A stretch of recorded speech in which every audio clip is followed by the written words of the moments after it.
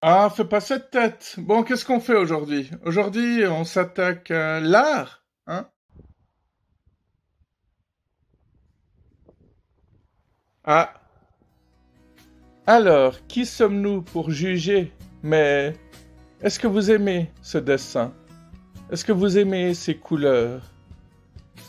Et quand vous voyez ceci, est-ce que ça vous énerve? Ou est-ce que ça vous fait plaisir? Est-ce que vous aimez ce genre d'écriture? Et là, ça vous parle? Ce personnage vous rappelle-t-il quelqu'un? 2021, ça paraît si loin.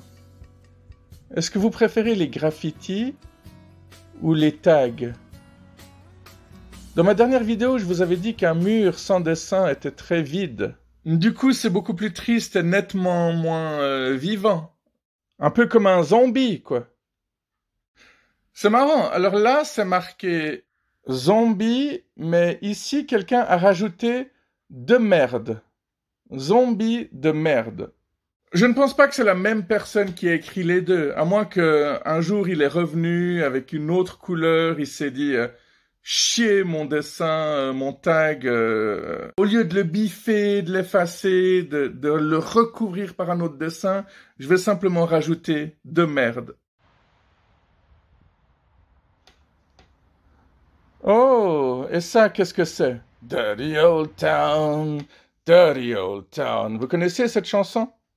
Une chanson de The Pogues. Alors oui, évidemment que j'ai ça dans ma collection. Attendez, bougez pas. Leur premier album ressemble à ça, leur premier best-of ressemble à ça, que l'on retrouve aussi sous forme DVD. Leur deuxième best-of ressemble à ça, et concert, leur concert avec tous leurs tubes. Bon, après, ils en ont fait une tonne de concerts. Hein. Ils ont pas arrêté de tourner tout le temps. Tu sais, le mec qui s'énerve pour un rien, tellement il est passionné. Bon, c'est un groupe qui n'existe plus, mais ça me fait très plaisir de voir ça sur ce mur. Hein. À noter que Gilles Servat avait fait une reprise en français de cette chanson, et en français ça donnait Vieille ville de merde. Hein. Justement, hein, on est toujours dans le sujet. Reprise catastrophique, évidemment, parce qu'une chanson incroyable en anglais, en français, elle donne pas terrible, quoi. Déjà que les chansons françaises donnent pas terrible à la base, hein. Je devrais parfois faire des vidéos en montrant que ma collection, que des disques, que des DVD, super importants dans l'histoire de l'art. On est en plein dans le sujet, là. Eh, mais il y a un insecte, là. Coucou, tu pars? Tu sais où aller?